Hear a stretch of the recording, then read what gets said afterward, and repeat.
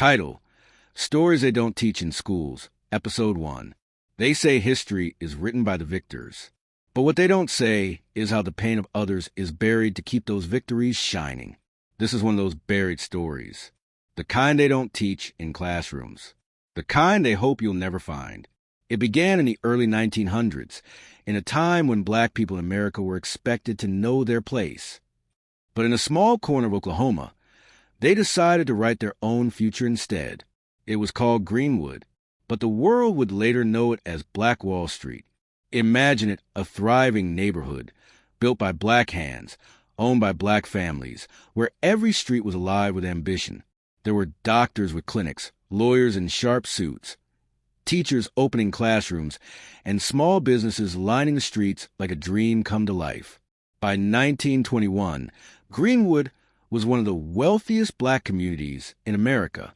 People came from miles away just to see it. There were hotels with golden chandeliers, movie theaters where black families could laugh without fear, restaurants where the scent of freshly baked bread and barbecue filled the air. Children ran through the streets with school books, dreaming of futures that felt possible. But not everyone saw hope. Some saw power they didn't believe black people should have. And in a country where racism was a storm waiting to erupt, Greenwood was a spark they couldn't stand to watch burn bright. On May 30th, 1921, a young black teenager named Dick Rowland stepped into an elevator in Tulsa. By the end of the day, a single false accusation would become the match that lit the fire. Newspapers spread lies. Rumors twisted like knives. And within hours, an angry mob gathered, fueled by hatred and fear.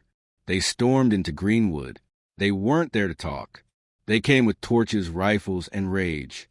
Houses burned first, then schools, then shops, clinics, theaters. Everything that had taken years to build was erased in a single night. The sky that had once been filled with music and laughter turned black with smoke. Screams echoed through the streets. Mothers grabbed their children and ran. Fathers tried to fight, but were outnumbered. People hid beneath floorboards, behind broken walls, praying the mob wouldn't find them. But the mob found everyone. By the morning of June 1st, the Greenwood district, Black Wall Street, was gone. 35 city blocks reduced to ashes. More than 1,200 homes burned. Hundreds of lives taken. Thousands left homeless. And then came something almost worse than the fire itself. Silence. The city didn't mourn. The newspapers erased the truth. Schools never told the story. For decades, even survivors were too afraid to speak. Those who tried were threatened. Their pain was buried under lies that painted them as a problem.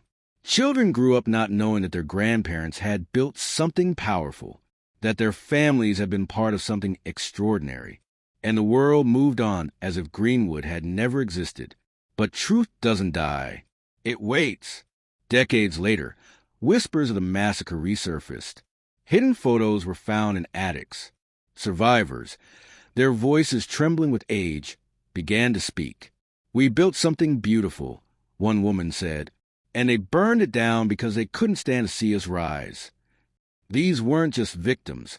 They were dreamers, builders, innovators, a community that dared to rise in a world built to keep them down.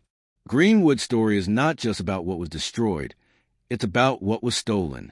Dreams, futures, generations. And yet, their spirit remains. Because the story they try to bury is rising again. This is why these stories matter. Because every buried truth leaves a wound that never heals. Because every erasure is a warning. And because silence is never the end.